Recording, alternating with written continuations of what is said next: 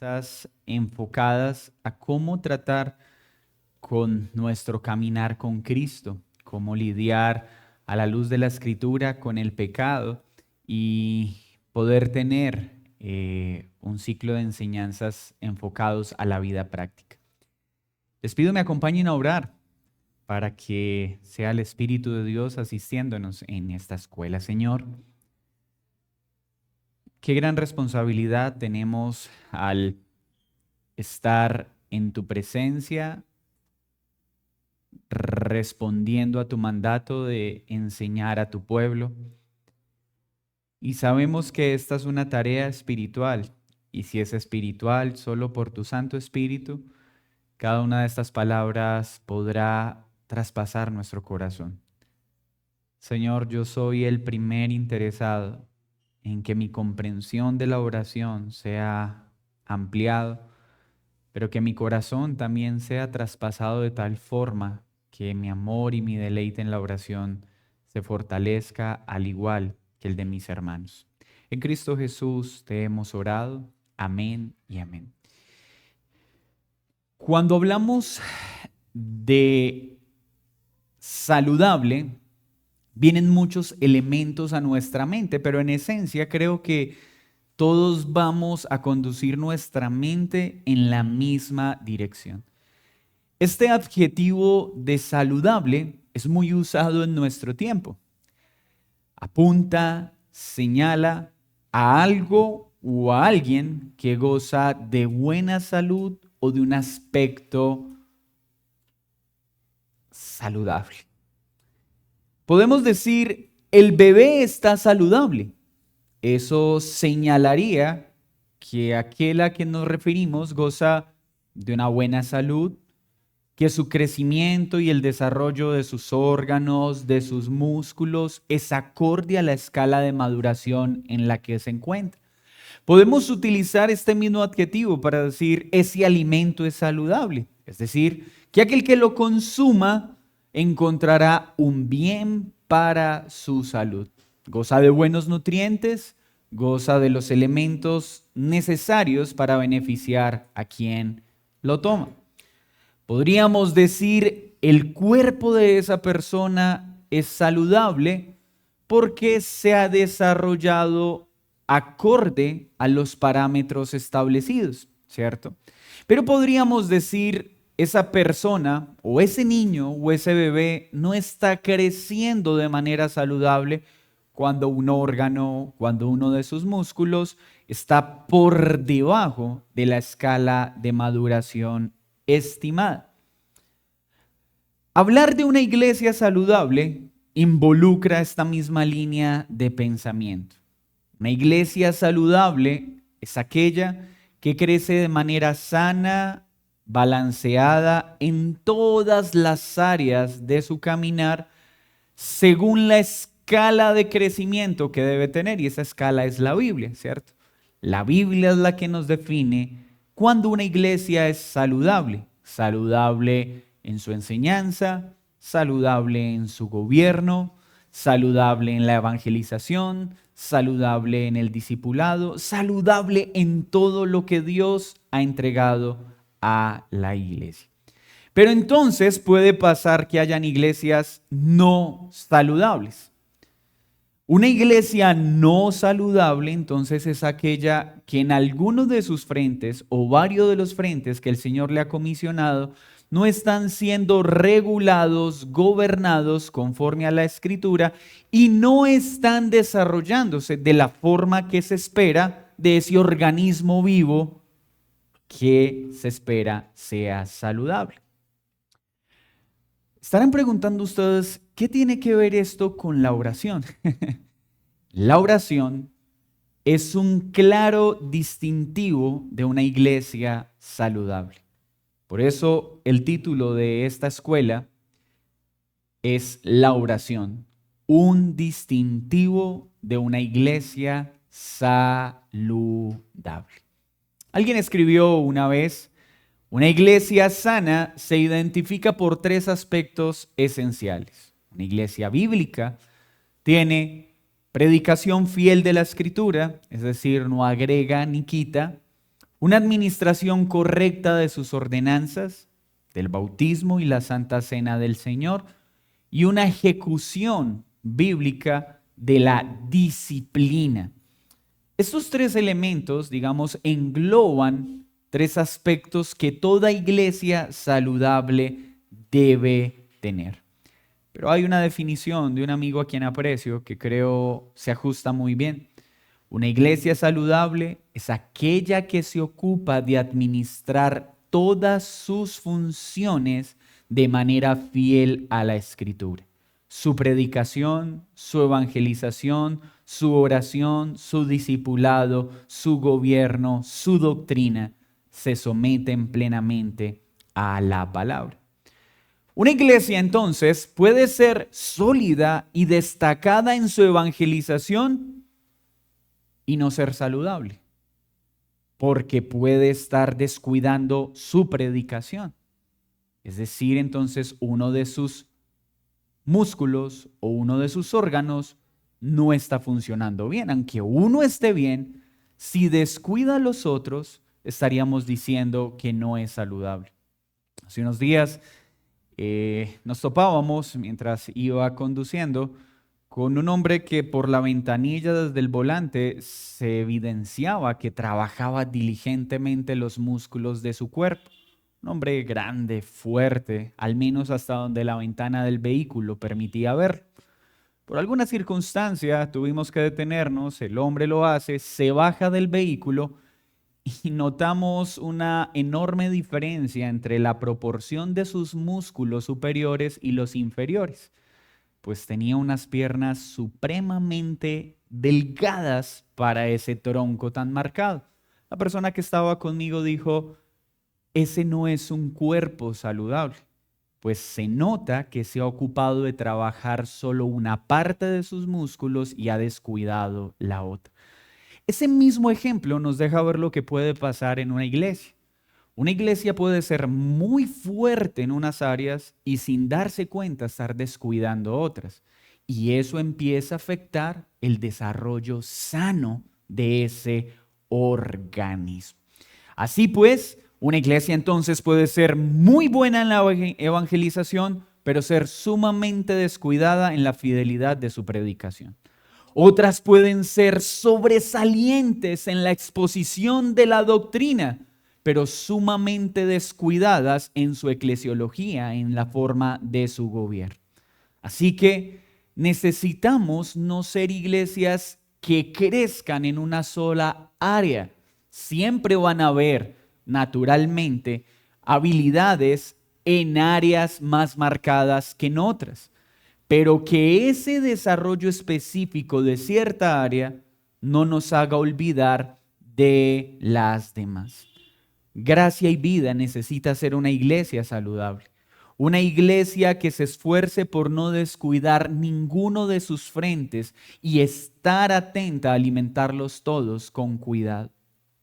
Pero, ¿qué tiene que ver entonces la oración con esto? Que la oración históricamente suele ser uno de los elementos que la iglesia del Señor descuida con mayor facilidad. Pues aquellas cosas que parecen ser simples, sencillas, de fácil entendimiento, suelen ser las cosas que con mayor facilidad descuidamos porque se vuelven tan comunes, tan repetitivas, que pueden tornarse en algo del paisaje. Los grandes escritores han manifestado a través de la historia del desarrollo de la iglesia que las iglesias más sanas y que más impacto en el buen sentido de la palabra han tenido en la historia son iglesias que tienen una gran característica. Son diligentes en su vida de oración. Los grandes hombres de Dios, las épocas doradas de la iglesia, siempre estuvieron acompañadas de vidas de intensa, profunda, apasionada y bíblica oración. Pero estos mismos escritores concuerdan en que la oración también es la causa por la que muchas iglesias al abandonarla entran en periodos de sequía y extinción. Una iglesia que no tiene en alta estima la oración congregacional no puede ser considerada una iglesia saludable, así esté bien en otros frentes. Así que esta escuela dominical se convierte no solo en una enseñanza, sino también en un autoexamen. ¿Qué es la oración para nosotros? ¿Qué es la oración para Gracia y Vida? Hemos logrado enseñar de forma contundente a nuestra iglesia el valor de la oración. Pues me temo que la respuesta no es difícil de concluir. Somos una iglesia local que no tiene un entendimiento correcto de la oración congregacional. Y es nuestro deseo entonces que este espacio nos ayude, primero a reconocer nuestra falencia, segundo a pedir perdón al Señor y su dirección, y que pronto como iglesia podamos entender la importancia de este aspecto. Veamos entonces algunos elementos de la oración y vamos a trabajar un libro que tiene que ver con la oración saludable y desde una perspectiva congregacional. El título de esta serie es La oración, cómo orar juntos moldea una iglesia. La oración, cómo orar juntos moldea a una iglesia. Y es lo que queremos hacer en este espacio. Orar es algo inherente a la vida del cristiano. Narra el escritor de este bello libro que toda persona necesita respirar para poder vivir. Sin respiración, una persona se muere. Dice el escritor, un cristiano sin oración se seca.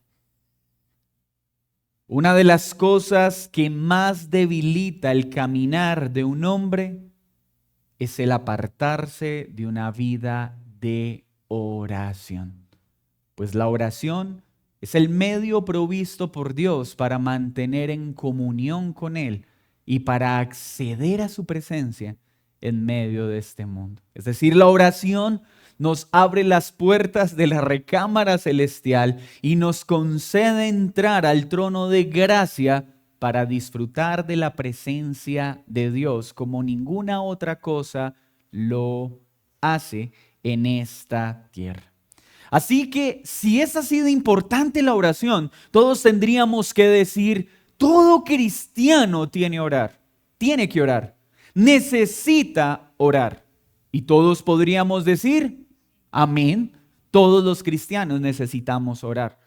Pero aunque es necesario, aunque sin la oración un cristiano se seca, no es natural orar en la forma en la que deberíamos hacer. O sea, es algo que va en contra de los apetitos que gobiernan nuestro cuerpo. Porque recordemos que el creyente sigue lidiando con un remanente de pecado. Y aunque el Espíritu Santo está inclinando nuestro corazón a una vida de oración, la oración en particular no es algo que hagamos de manera fluida, sincera, continua, sino que requiere algo que muchas veces no nos gusta. ¿Y saben qué? Esfuerzo. Requiere esfuerzo, requiere dedicación.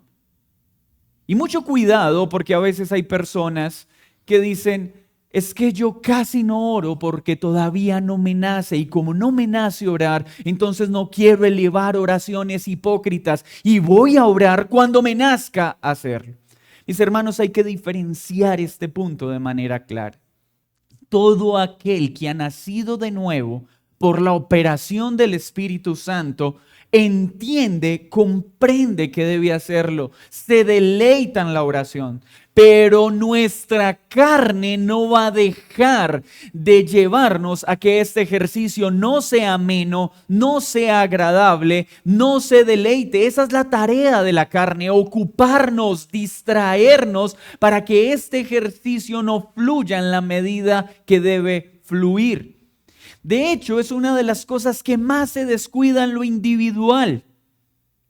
Una persona puede empezar el día y difícilmente va a negociar el asearse, el organizarse para ir a trabajar, pero más tarde puedo orar. Hoy no me alcanza el tiempo, no alcanzo a orar, pero necesito vestirme porque debo llegar a mi trabajo bien vestido y con una presentación adecuada. La persona entonces se viste diligentemente, llega a su trabajo. En medio del trabajo tal vez quiere sacar un tiempo para orar, pero naturalmente llega su jefe y es deber atender primero a su jefe antes que orar. Puedo hacerlo más tarde. En el transcurso del día puedo experimentar hambre y puedo sentarme a orar, pero pues naturalmente debo ir a comer primero y más tarde puedo orar. La oración es algo que podemos aplazar con mucha facilidad porque en nuestra mente está claro que podemos hacerlo en cualquier momento del día. Tal vez en la hora del almuerzo tenga otro espacio, pero almuerzo y quedé tan lleno que necesito descansar unos minutos porque es mi deber ser un buen trabajador y no sea que me quede dormido por fatiga. Más tarde oro.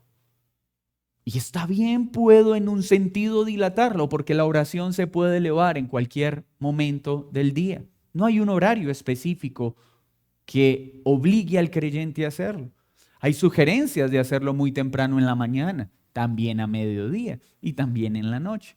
Puedo llegar entonces a casa, estar en mi mente dispuesto a orar, pero necesito leer. Y leer es importante, pero también necesito estar con mis hijos porque soy un padre responsable, pero también necesito tener un tiempo con mi esposa porque es mi deber compartir. Ahora puedo orar. Y en un sentido es cierto. Apenas termine mis deberes, voy a entrar a la recámara para orar con Dios. Pero estoy tan cansado que necesito dormir bien para mañana tener un buen día. Mañana oro. Hermanos, en un sentido podríamos decir que es pecaminoso pensar en que luego puedo hacerlo. No, realmente luego puedo hacerlo. Lo que esto muestra es que muchas veces podemos desplazar la oración con mucha facilidad porque hay otras cosas que parecen más importantes. Esto mismo puede pasar en la iglesia. Y lo primero que necesitamos reconocer, que aunque es una de las más grandes necesidades de la iglesia, es una de las cosas que más descuidamos. Con pensamientos similares, yo oro en casa. No es necesario orar en la iglesia. Necesito dormir bien para no ir a quedarme dormido en la prédica. ¿Y qué es mejor? ¿Que venga a orar o que me duerma? Pues es mejor que no me duerma en la predicación y así no venga la oración, pues también se duerme en la predicación, ¿cierto?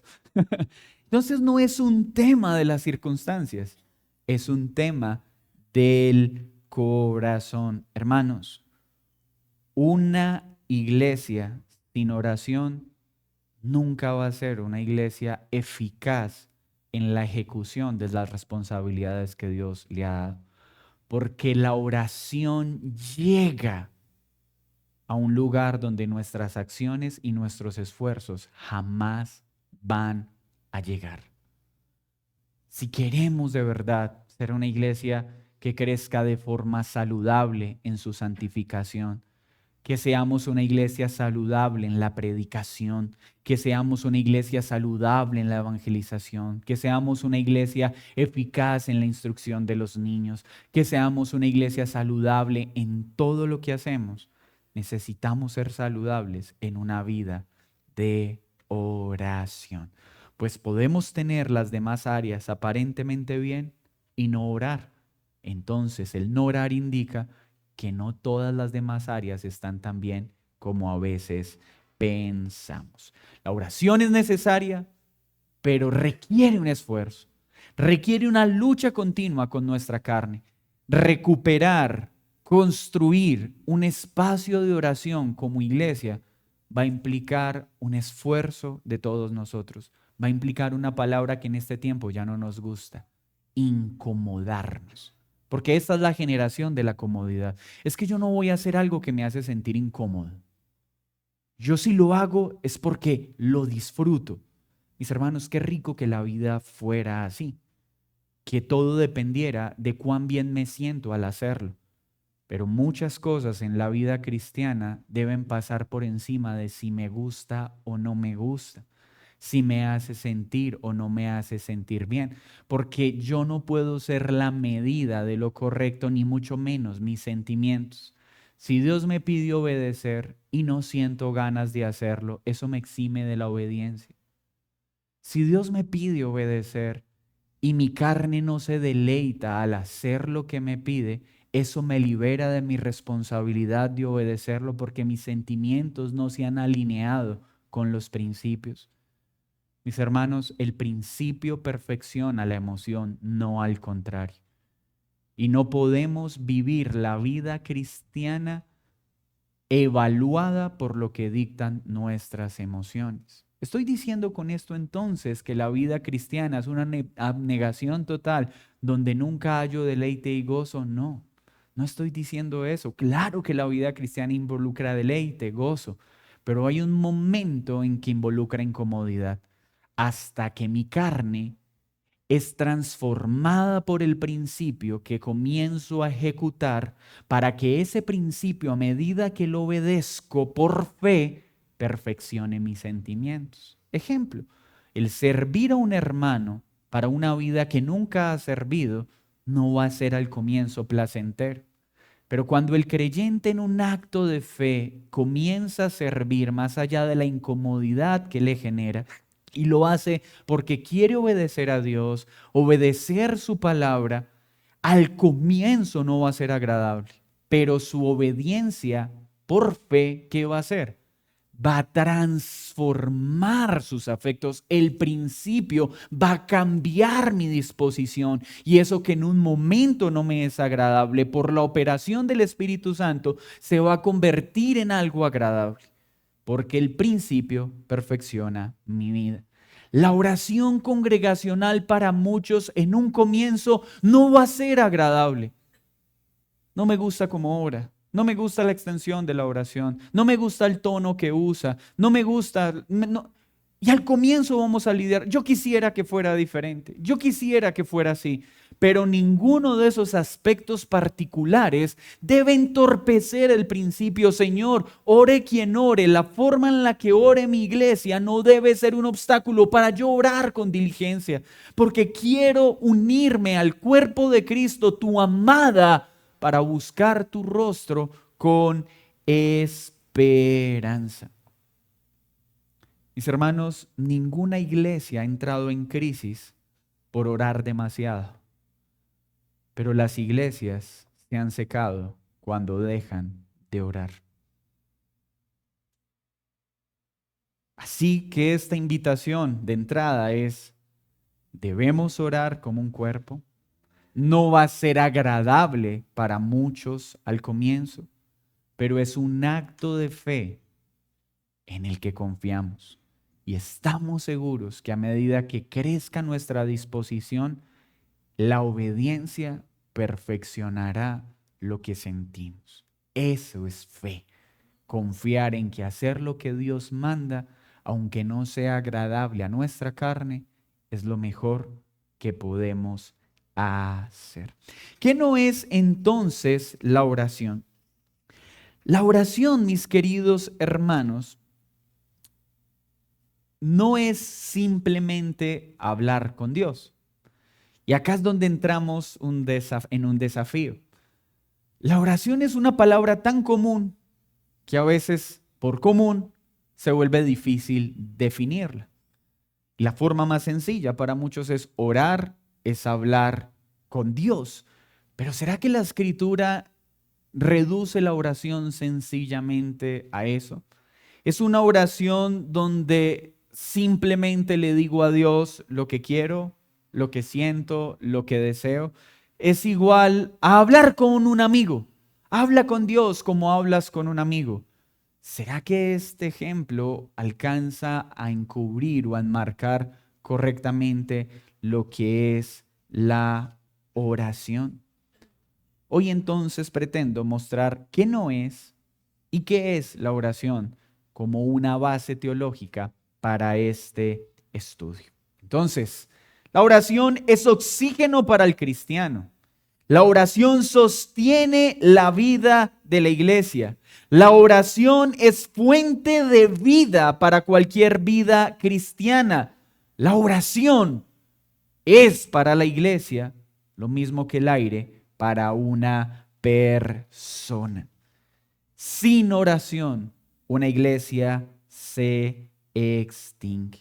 Si queremos ver a esta iglesia crecer en fidelidad a Dios, si queremos ver una iglesia que crece en santidad, si queremos ver una iglesia que crece en dependencia a Dios, ¿qué tenemos que hacer? Orar. ¿Estamos de acuerdo hasta acá? Entonces, ¿la oración es una característica de una iglesia saludable? Amén. En este momento somos una iglesia saludable.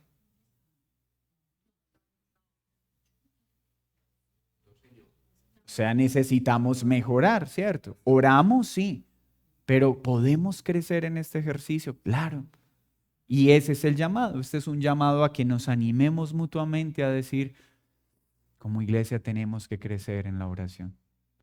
Por eso hoy no me paro acá a decirles, mi hermano, esto es lo que vamos a crecer en nuestra pasión, vamos a crecer en nuestro fervor, porque sería ignorar lo que el Señor nos ha venido enseñando estos domingos. Lo primero que tenemos que hacer es reconocer que estamos pecando.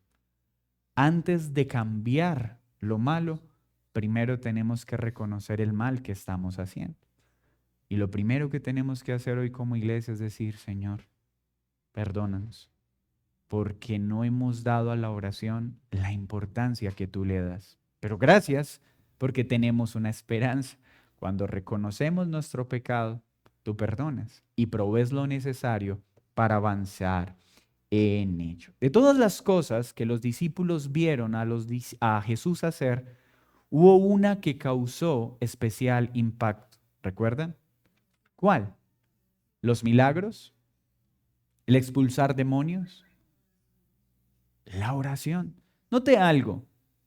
Los discípulos vieron milagros, sí, pero hay un solo escrito que diga que los discípulos se acercaron a Jesús y le pidieron, por favor, enséñanos a hacer esos milagros. No. Los discípulos vieron a Jesús expulsar demonios, pero se acercaron a Jesús a decirle, enséñanos a expulsar los demonios como tú los expulsas. Los discípulos vieron orar a Jesús. Y eso hizo que ellos se acercaran y le dijeran, Señor, enséñanos a orar. Hermanos, esto es lo primero que le queremos lograr en este estudio. Que tengamos un ejercicio sincero de iglesia en la que podamos decirle, Señor, enséñanos a orar. No queremos repetir modelos, no queremos mirar cómo se hace aquí o cómo se hace allá. No significa que el ejemplo saludable no sea una fuente positiva para aprender. Pero lo que quiero decirles es que no se trata de adoptar prácticas porque otros la adoptaron. Es un acto sincero en el que le vamos a decir, Señor, enseña a esta iglesia a orar. Enseña a Gracia y Vida a orar como tú quieres que oremos. Enséñanos a convertir este tiempo de oración en aquello que tú quieres para esta iglesia.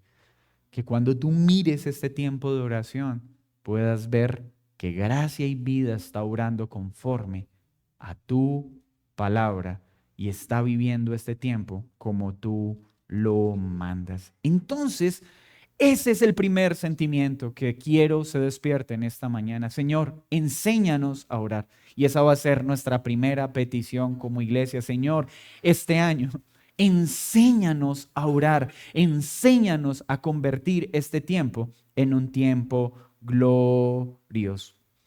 Les prometí entonces que iba a hablar de aquello que no es la oración. Entonces la oración no solo es hablar con Dios, porque si hablamos con Dios como lo haríamos con un amigo, entonces estaríamos alejándonos de la reverencia que debería tener nuestra oración, de la confianza en el carácter de Dios que debería tener nuestra oración, y correríamos el peligro de que se convierta en algo trivial y en algo superficial. Miren esta frase como a veces hace daño a la mente de las personas. Es que orar es hablar con Dios y podemos orar en cualquier momento. ¿Todo eso es verdad? Sí, pero ¿cómo puede usar esa expresión mi carne? No necesito apartar un día, un momento en el día para estar a solas con Dios. No, porque lo puedo hacer en cualquier momento del día.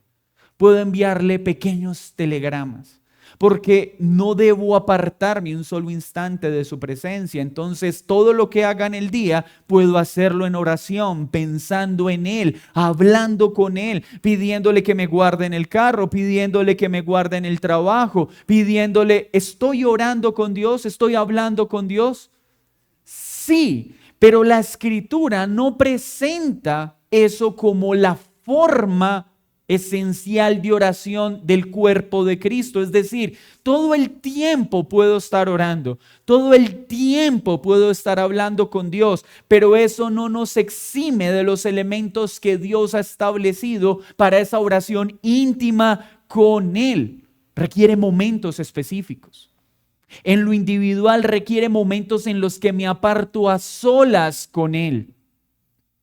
En lo congregacional, ¿qué significa? Que debe haber un momento reservado para esto.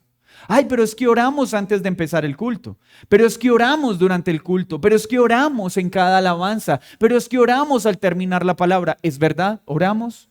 Sí, pero esas oraciones no excluyen ese momento específico en el que la iglesia se reúne para orar, para estar con Dios. La oración no es un momento para exigirle cosas a Dios, como algunos lo tienen por costumbre. No es un momento para exigirle nuestros intereses. Vengo a ti para que me sanes, vengo a ti para que me des trabajo, vengo a ti para que hagas esto, vengo a ti para que hagas esto otro. La oración no es para definir o explicarle a Dios lo que tiene que hacer por mí. La oración tiene que ver con un momento en el que le pido a Dios que alinee mi corazón con su voluntad.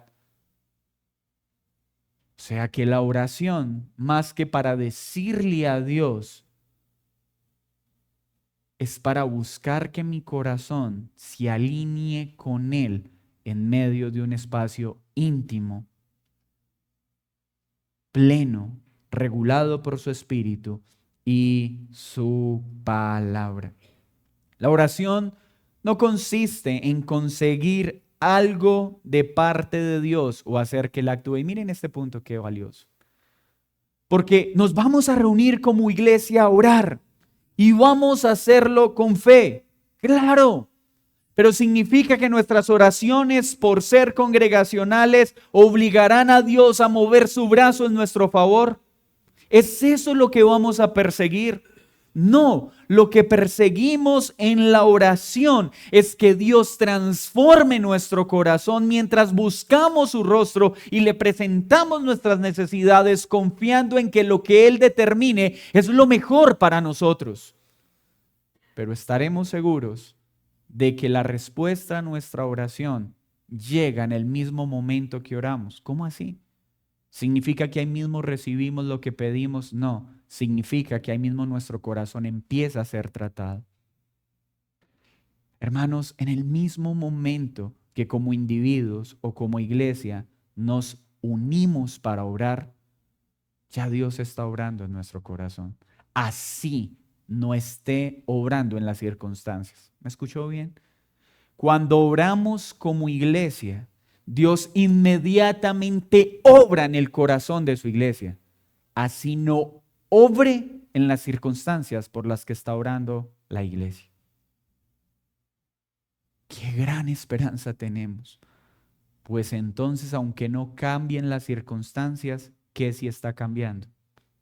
Nuestro corazón, en fe, en confianza, en dependencia a Él. La oración no es más que buenos deseos. No es un simple pensamiento de lo que Dios puede hacer. Es la confianza en lo que Dios es, más que en lo que Él hace. ¿Cómo debemos entonces orar?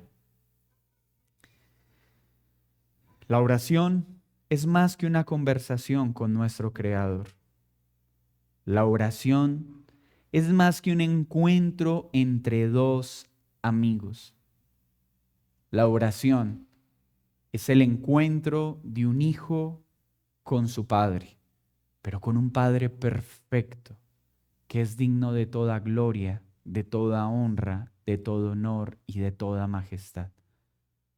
Es un glorioso momento en el que me acerco expectante por la perfección de su carácter, porque en él encuentro seguridad, protección y cuidado, porque en él encuentro la sabiduría y la ciencia que necesito para mi diario caminar, porque en ningún otro lugar puedo encontrar estas provisiones perfectas. La oración implica fe. Pero, ¿cómo muestra la Biblia el orar? Veamos la teología bíblica de la oración y pensemos en la primera oración elevada por los hombres. ¿Cómo inicia la oración en la Escritura? ¿Qué es la oración en la Biblia? Y lo primero que podemos observar es que la primera oración en la Escritura tenía un propósito: invocar el nombre de Dios para que cumpla su promesa. Esa fue la primera oración. ¿Recuerdan? Dios creó a Adán y Eva. Ellos pecan. Dios les provee una promesa. Nacerá una simiente de la mujer que restaurará todas las cosas. Hasta ahí, el hombre no ha elevado una oración, pero ha hablado con Dios. Porque Adán y Eva hablaron con Dios, pero no oraron a Dios. Note la diferencia. Yo puedo estar hablando con Dios sin estar necesariamente orando a Dios. Porque la oración, en términos bíblicos, desde el comienzo, es invocar su nombre apelando a sus promesas. Vamos a Génesis, capítulo 4, versículo 25 y 26. Acompáñeme, por favor, a Génesis 4, 25 al 26. Alguien que lo lea, por favor. Y conoció de nuevo a Adán a su mujer, la cual dio a luz un hijo y llamó su nombre Seth, porque Dios, dijo ella, me ha sustituido otro hijo en lugar de Abel, a quien mató Caín. Muy bien. Ahora vamos al versículo 1 y veamos la relación en estos dos textos. 4:1. Conoció Adán a su mujer, es decir, se hizo uno con su mujer, la cual concibió y dio a luz a Caín. ¿Recuerdan cuál era la promesa? Que de la simiente de la mujer nacería ¿quién? El Salvador. La palabra Caín significa adquirido. Ese es el significado de la palabra Caín. Y dijo, por voluntad de Jehová he adquirido varón. ¿Qué nos muestra este pasaje? Los teólogos concuerdan en algo: que Adán y Eva pensaron que Caín era el cumplimiento de la promesa, que en él adquirían el cumplimiento de la simiente que restauraría todas las cosas. Así pues, esta oración, esta relación con Dios en ellos, parte de lo que había prometido. Y reconocen la promesa de Dios y elevan un clamor a Dios apuntando a qué? A esa promesa. Así que desde el inicio de Génesis vemos que la oración apuntaba a elevar un clamor a Dios relacionado con las promesas que Dios ha hecho, no con la imposición de la voluntad de los hombres sobre los deseos de Dios. Invocar su nombre es apelar a su carácter, es un grito de ayuda. Es una solicitud desde mi corazón, apelando a su carácter, apelando a sus virtudes, apelando a sus promesas, reconociendo sus promesas. Por eso hoy vemos que uno de los grandes problemas del evangelicalismo moderno es que las oraciones que se elevan no es acorde a lo que Dios prometió, no es acorde al carácter de Dios, sino a los deseos particulares del hombre. Luego vemos entonces en el mismo capítulo 4, versículo 25, Caín muestra su comportamiento, mata a su hermano, esto que evidencia, no era el hijo esperado, no era el hijo prometido, pues su proceder lo mostró. Y conoció de nuevo a Adán, a su mujer, es decir, se unió nuevamente a ella, la cual dio a luz un hijo y llamó su nombre Set, porque Dios dijo, me ha sustituido otro hijo en lugar de Abel, a quien mató Caín. Y a Set también le nació un hijo. ¿Qué vemos entonces? Que Eva naturalmente sigue pensando en la promesa que le fue asignada. Es hacia allá donde están mirando con el nacimiento de su hijo.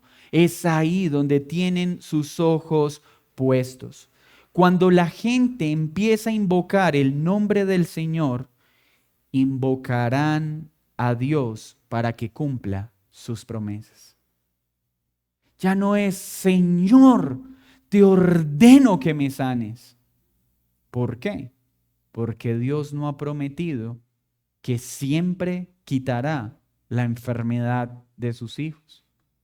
Porque muchas veces la enfermedad estará presente en la vida de un creyente.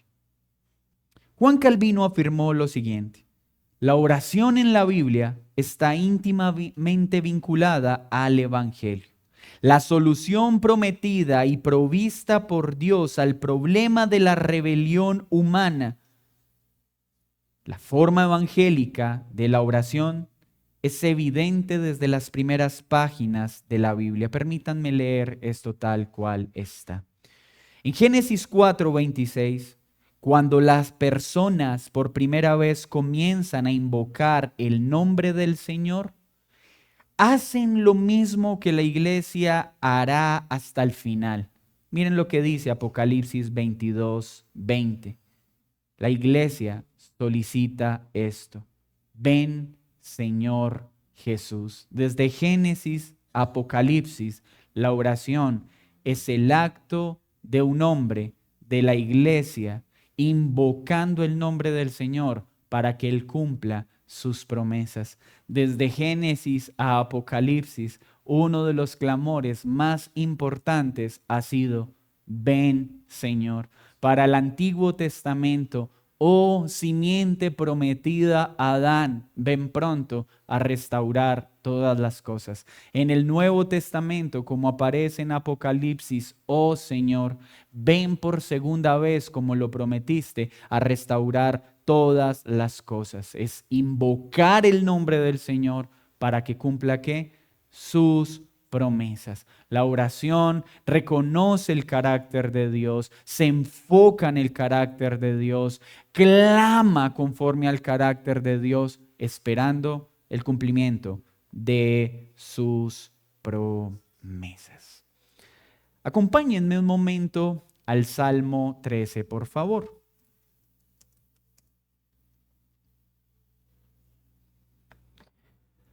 ¿Hasta cuándo, Jehová? Dice el salmista. ¿Me olvidarás para siempre? ¿Hasta cuándo esconderás tu rostro de mí? ¿Hasta cuándo pondré consejos en mi alma, con tristeza en mi corazón cada día? ¿Hasta cuándo será enaltecido mi enemigo sobre mí? Mira, respóndeme, oh Jehová, Dios mío. Alumbra mis ojos para que no duerma la muerte, para que no diga mi enemigo, lo vencí. Mis enemigos se alegrarían si yo resbalara. Mas yo en tu misericordia he confiado. Mi corazón se alegra en tu salvación. Cantaré a Jehová porque me ha hecho bien. ¿Qué pasó en ese salmo? ¿Cambiaron las circunstancias? Del versículo 1 al 4 vemos una descripción de una situación trágica. David está haciendo mención de las promesas que Dios le dio, que vencería a sus enemigos. Pero David encontró consuelo en esta corta oración, porque en ese mismo momento, mientras elevaba su oración, ¿estaban siendo transformadas las circunstancias? No. Cuando en medio de la oración, en medio de las circunstancias terribles que está describiendo, su corazón, ¿qué? Confió en su misericordia, confió en lo que Él es, confió en lo que ha prometido. Su corazón se alegró en la salvación que Dios le ha prometido y cantó gozoso. No porque las circunstancias cambien, es porque confió en el carácter de aquel a quien estaba elevando sus oraciones y confió en sus promesas. Eso es lo que hace la oración. Ayudar a que nuestra alma recuerde quién es Él, recuerde lo que Él ha prometido y pueda confiar en Él. Y no es eso lo que necesita nuestra iglesia. Claro, hermanos, que necesitamos que las circunstancias cambien. Claro que sí. Hay dolor de patria por todo lo que está pasando. Hay dolor por lo que sufre nuestro país. Hay dolor por las circunstancias que cada uno está lidiando en su vida. ¿Anhelamos que cambien estas circunstancias? Sí, pero no sabemos si vayan a cambiar. Pero sí puede cambiar nuestro corazón en medio de esas circunstancias. Así que esto es lo que nuestra iglesia necesita.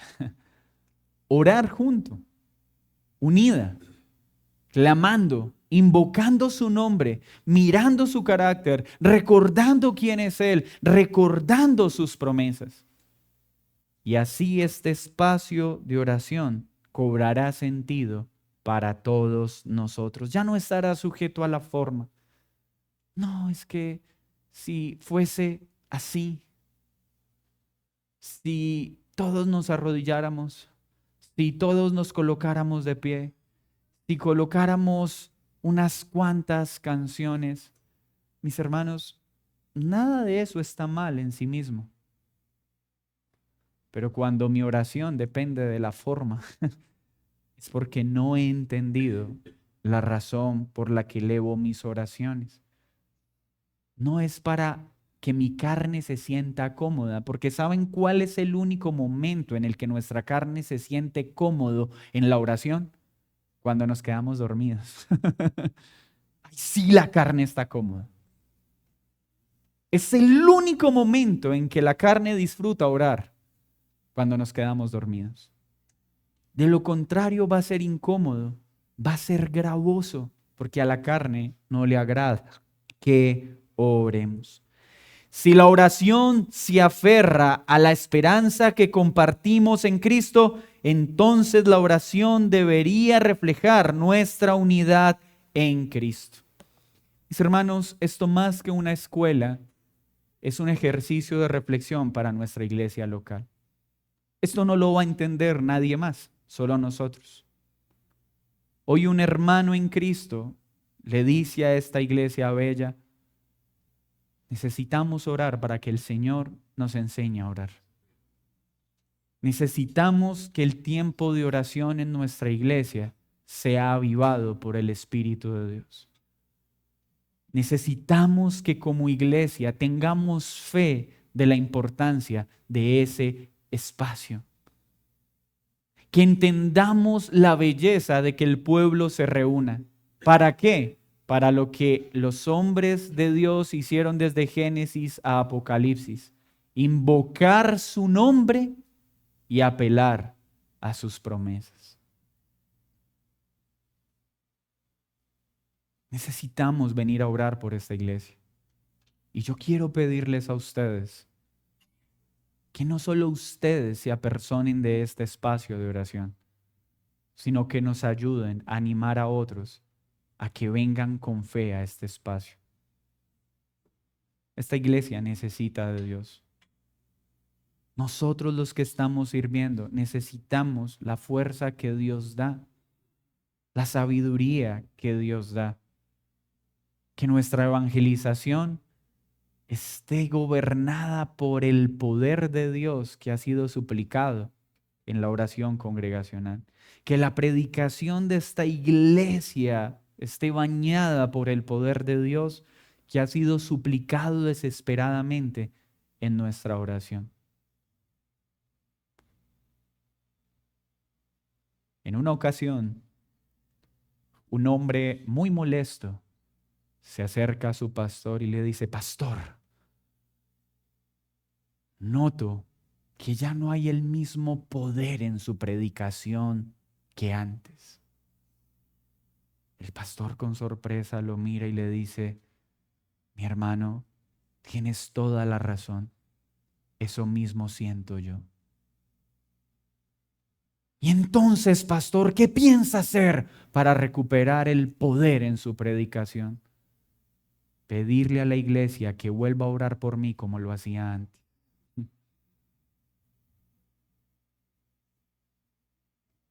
Mis hermanos, el predicador tiene una gran tarea, pero la tarea de la iglesia no es inferior al del pastor.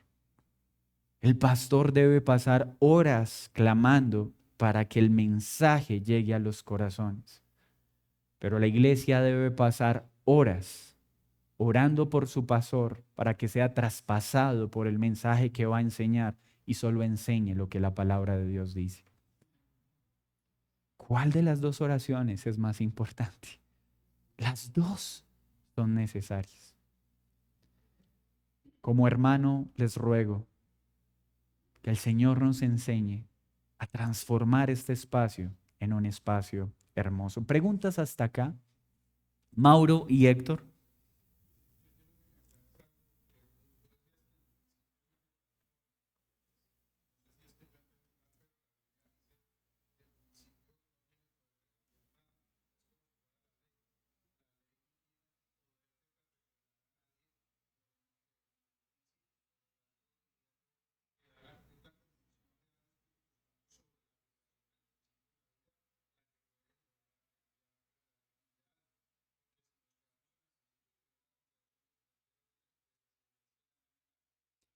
Mi hermano, cuando decimos, o lo que quiero decir con el principio, perfecciona nuestros sentimientos, es que Dios ha establecido principios claros. Uno de ellos, la oración.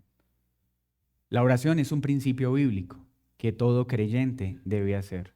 Y cuando digo el principio está por encima de las emociones, es que así hayan momentos en los que yo no deseo orar, debo hacerlo.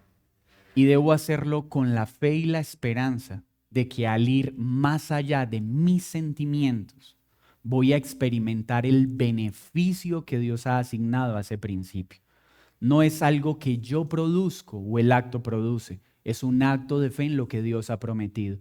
¿Y qué va a hacer que ese momento se transforme? ¿Que yo esté haciendo a las malas lo que Dios ordena? ¿O lo que Dios prometió cuando hago lo que Él manda, así mi carne no lo quiera hacer? A eso me refiero, que yo voy a orar aunque no desee hacerlo.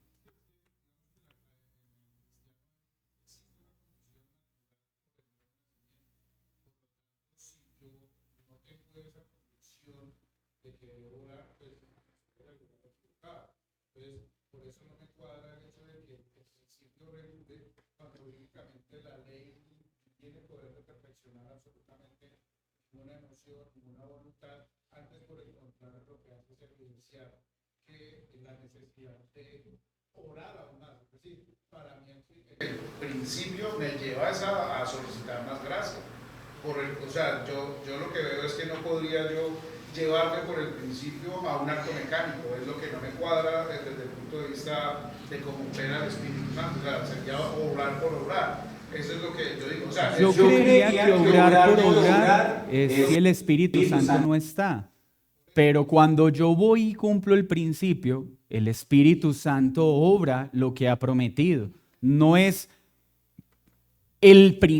por hacer lo mandado en sí mismo. Es por la relación que hay entre mi obediencia y lo que el Espíritu Santo ha prometido. No sé cuál sería la incongruencia en confiar en que el Espíritu Santo ejecuta lo que prometió cuando yo oro, así no quiera hacerlo.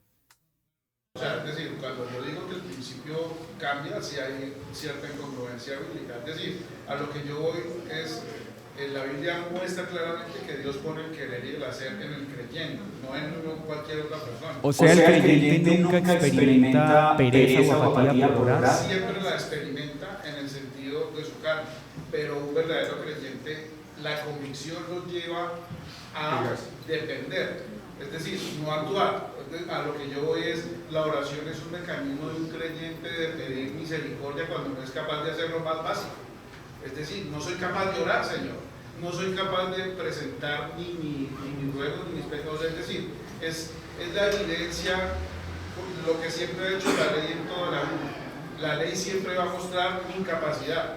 Por lo tanto, si yo digo que el principio es el que me va a llevar a que el Señor pues pueda que indudablemente se llegue a dar, pero lo que estoy diciendo es, el creyente como tal, genuino, debe tener sí o sí la convicción de orar así su carne no quiera. A eso es a lo que me refiero. O sea, no es el principio que me lleva a al cambio, es el poder del Espíritu Santo. Si a través de la palabra dice, el creyente depende de Dios, por lo tanto, demuestra una dependencia dada por la oración. O sea, es como la organización de las ideas. Por eso decía que me aclarara, porque tal vez queda en el aire de que el principio es el que cambia las cosas. No, eso no. Mis hermanos, pregunto, ¿hay esa sensación de que lo que cambia es el principio y no la operación del Espíritu Santo? Porque, pues, porque sí, o sea, quiero dejar algo claro. Yo no estoy diciendo que cumplir la ley es lo que me cambia. O sea, Dios ordena que oremos. Yo no estoy diciendo que la orden es la que me cambia. Estoy diciendo que cuando oro, cumpliendo esa orden, aunque no quiero, Dios cumple su promesa. O sea, el principio produce lo que Dios prometió, que el Espíritu Santo opere en mí en ese momento, no mi acción de obediencia. Entonces, el principio sí perfecciona, porque al ejecutarlo, el Espíritu Santo opera en el principio que Él estableció. Yo no estoy diciendo que el mero acto de orar es lo que transforma mis afectos. No, es lo que viene incluido en el principio que Dios estableció, que siempre que el creyente ora, el Espíritu Santo opera y me transforma. Nunca sus principios se atribuyen a un esfuerzo humano. El leer la Biblia, todo creyente genuino debe orar, pero también debe leer la Biblia. Y si es tan natural, ¿por qué no lo hacemos? Porque estamos luchando. Y cuando no quiero hacerlo, no lo hago. Lo hago porque el principio que Él estableció es que cuando leo la palabra, el Espíritu Santo opera en ese momento. Entonces el principio sí transforma mis afectos, pero el principio engloba la acción que yo ejecuto y la respuesta del Espíritu Santo en sus promesas. Entonces no es mandar a la ley, es confiar en lo que Dios ha prometido cuando hago lo que Él ordena, leer la Biblia aunque no quiera, orar aunque no desee, y el hacerlo transforma mis afectos. Es eso, creo, lo que quise comunicar, no sé si me hago entender mejor. Dijo, uno puede hablar con Dios sin necesariamente estar orando con Dios. ¿Podría profundizar un poco y como para entenderlo un ejemplo práctico? Sí, mi hermano. Lo que quiero expresar con esa idea es, cuando hablamos de orar a Dios, es elevar un clamor, apelando a su carácter y apelando a sus promesas. Esos dos elementos cruciales. Entonces yo puedo estar, hablemos del caso de Moisés, ¿cierto? Moisés habló con Dios cuando Dios le pidió que fuera a liberar al pueblo de Faraón. ¿Habló con él? Sí. Dios le dijo que hiciera cosas, él expresó que estaba asustado, ¿cierto? Pero esa conversación, ¿cuándo se torna en una oración? Cuando Moisés apela al carácter de Dios y a sus promesas. Entonces lo que quiero decir es, yo puedo estar hablando con Dios todo el tiempo, pero que esa expresión de hablar con Dios no se quede en una simple conversación donde yo le estoy contando mis cosas y lo desarticulo de la importancia de apuntar a su carácter y a sus promesas. Por eso decía, no es que esté mal en sí mismo hacerlo, no es que esté mal todo el tiempo voy en el carro, Señor, guárdame, protégeme, que todo salga bien. Pero lo que queremos apuntar es que la oración debe ser un acto intencional en el que realmente apelo a Dios, a su carácter y apelo a sus promesas. No es que no se pueda hacer, lo que estamos invitando es a que se entienda que es algo más grande que simplemente siéntate como mi amigo y te voy contando las cosas que voy a hacer en el día. Es de pronto allá donde quería llegar con esa ilustración. Angelita. De acuerdo a lo que usted decía ahí, cuando leía el Salmo, en donde se narraba como una situación difícil de David, pero que la situación no cambiaba, pero que Dios a través de la oración lo fortalecía a él. O sea, tengo un poquito de incongruencias respecto a eso, porque pues en el trasegar de la vida hay muchas situaciones difíciles, digamos humanas, ¿cierto? Problemas económicos, problemas, bueno, de pérdida, muerte, bueno, tantas cosas. Es decir, que es incorrecto si yo le digo a Dios, por ejemplo, no sé, por ejemplo, hay una persona enferma, familiar, y yo digo, Señor, ayuda a este familiar para que se alivie, permítanos experimentar la sanidad. O sea, ¿eso es incorrecto? O lo que yo debo decirle es, Señor, haz lo que tú quieras y ayúdame a entender, porque yo a veces siento que Dios es, o que yo estoy como en un papel que como que nunca voy a poder pedirle como a Dios que me ayude en eso tan específico, sino que siempre voy a tener que esperar, pues, o sea, lo que Él quiere hacer, que es lo que Él quiere hacer, pero a veces me siento como que dijera no. No, te entiendo perfectamente. Mira, a veces está, ¿será que debo orar por esto? O más bien no oro porque al final es Dios soberano y Él va a hacer lo que Él considera correcto, entonces ¿para qué le presento mis deseos? No. La Escritura dice que Dios es soberano, pero nos dice que debemos presentar nuestras oraciones a Él, ¿cierto? Entonces, ¿está bien que oremos para que Dios sane a un enfermo? ¿Debemos hacerlo? Sí, claro que sí, porque vemos en el carácter de Dios en la Escritura que Él sana, ¿sí? Ahora, cuando decimos debo presentar a Dios mis peticiones, no esperando que las circunstancias cambien, sino que mi corazón cambie, aunque las circunstancias no, significa que yo puedo decirle a Dios que sane a esa persona y puede que Dios no lo haga.